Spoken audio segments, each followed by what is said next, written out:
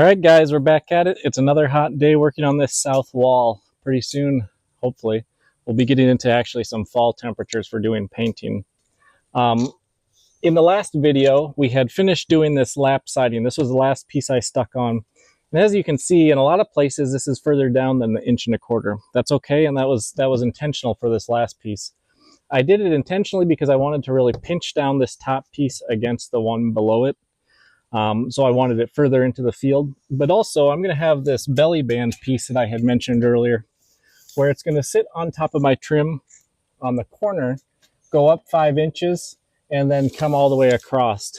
Now that board is going to be cut kind of with an L shape to it. It's going to have a relief on the back side. And that relief is so that I can get it stuck on here and still look vertical as it's coming down over top of this. Because my corner piece ends here, I could have put my nails a lot further down into the field than I did. I'm okay with where they're at, but I'm just saying that they'll be covered up with that cedar trim as I'm doing it. As you can probably tell, it's a little bit windier day today, so I apologize if the audio cuts in and out, but I got to work with what I got, and it seems like a pretty decent day to get some projects done. So after we put this belly band on here, I'm going to be putting a drip cap piece, just like we did with the windows. I'll put flashing tape over top of the drip cap, and then I'm going to put a kind of a trim feature along my soffit here. It's going to extend all the way along the soffit up to the peak.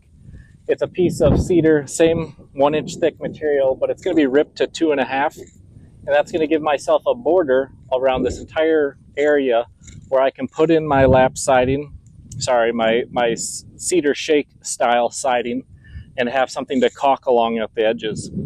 One other detail that I wanted to mention before, I'm going to set this up on a tripod and get to work, but something I can describe here is that once I get this cedar trim piece in, I'm actually going to put one more row of this lap siding just flush to the wall sheathing here.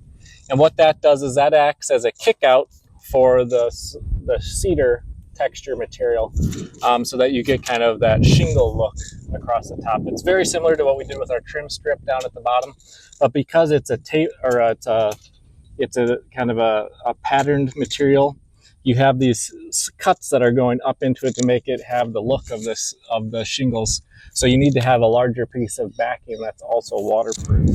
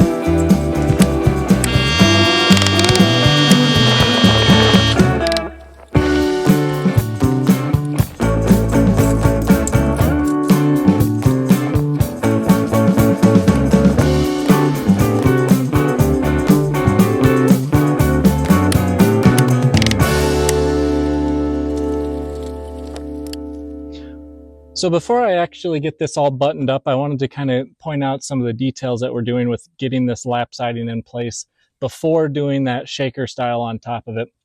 Just like we did down below, we have a starter strip. This is 1 1/4 by 5/16 deep material. I had some leftover pressure treated material. I have been using cedar in other locations. You just want something that's not going to rot over time or let bugs and things kind of eat up into it.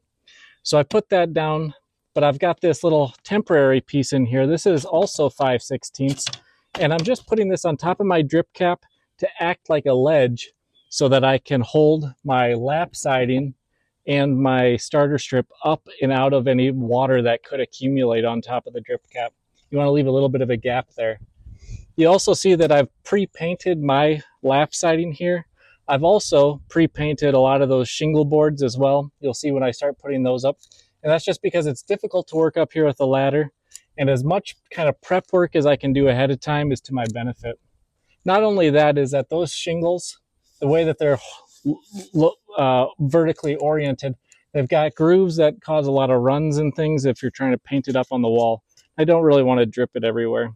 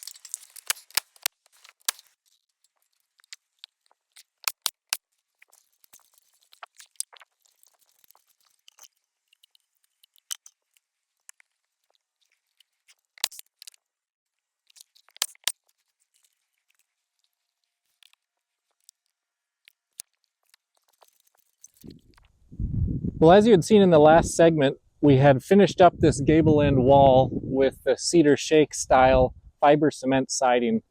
Those last couple pieces at the top, they're obviously not full sheets. You have to cut out individual, shingle portions and nail those in place. And as you'd seen in some of the earlier portions of that video, we were actually using our 16 gauge Milwaukee nailer to just do some face nails with some real small kind of pin nails rather than the large clip head nails that the past loads were. We're doing that because at the top, like I said, there's not a lot of opportunity to hide the heads. So I'm going to do a face nail and we'll go in and do a touch-up paint and caulk of everything else. I don't think you guys are probably that interested in the caulking and the painting portion. So I think we're just going to call it a day with this series and wrap it up here. I appreciate you guys tagging along. If you have any questions, feel free to drop them down in the comments. And as always, if you guys appreciate this content or would like to see something similar, give us a thumbs up. And like I've always said, it doesn't cost anything to subscribe, so please consider doing that as well.